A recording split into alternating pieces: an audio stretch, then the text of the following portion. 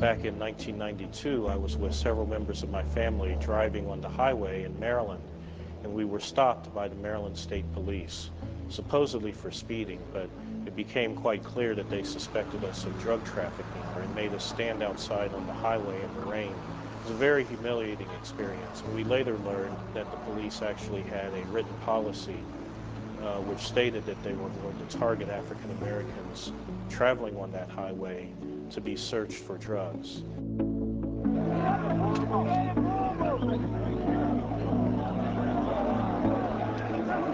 I heard shouting, foreigners, foreigners, we don't want foreigners, come, let's go, let's beat foreigners here. Yeah. You see, with the gunshots, you see. So,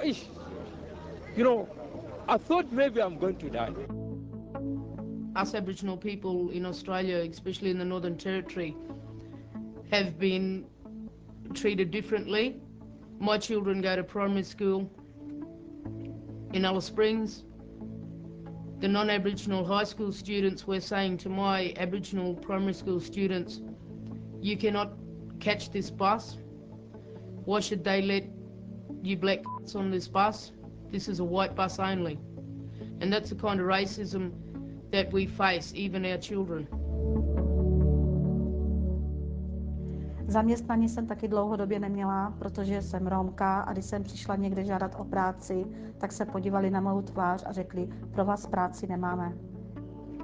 15 let jsem seděla doma, než jsem našla práci ve vzájemném soužití, kde jsem pracovala rok jako dobrovolnice a pracuji nadále. We hold it as an inviolable principle that racism must be opposed by all the means that humanity has at its disposal. Wherever it occurs, it has the potential to result in a systematic and comprehensive denial of human rights to those who are discriminated against. Racial discrimination is everyday life for dark-skinned people like me in most parts of Ethiopia. This is because, despite the fact that Ethiopia is a nation rich in cultural and linguistic diversity, there has been a minimal understanding among its citizens about these diverse ethnic groups in the country.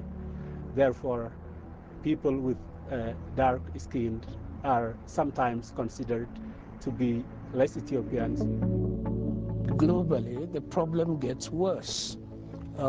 As we are integrating the world into a global village, we are bringing races together that historically probably did not require to live together. And the attendant conflict arising out of that has been serious. This is made more so by the necessity for migrant groups to seek new opportunities in parts of the world that they haven't lived before. 3 months ago, 3 or 2 months ago, I went to rented house to the Bengali society because I want to change my lifestyle. I went to outside the camp to rented house. But the landowner, they understood that I am Bihari because I have problem my speaking action. He said, you are Bihari, you are living different camps, you are living in Geneva camp, so I can't provide you place in our building. Otro de los aspectos fundamentales con respecto a la discriminación en Colombia tiene que ver con la situación de exclusión y pobreza que hoy vivimos los pueblos afrodescendientes. En el caso de Quibdó, ¿sí? Y el departamento del Chocó es el departamento con el mayor retraso en materia de desarrollo humano. Cuando lo comparamos con una ciudad como Bogotá, existen 20 años de retraso, especialmente en lo referente a la falta de acceso, digamos, que tiene la población a la educación, a la salud, y se refleja también en la mortalidad infantil. Since early childhood, I have been exposed to racial discrimination against the ethnic group that I was born into. I am an Azerbaijani Iranian. As a schoolgirl, I was not allowed to speak my language. People with disability are in different types. Whenever a blind passes through the road, no one call names. A handicapped passes through the road, no one call names.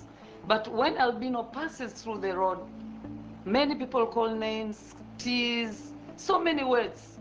But today there is a change.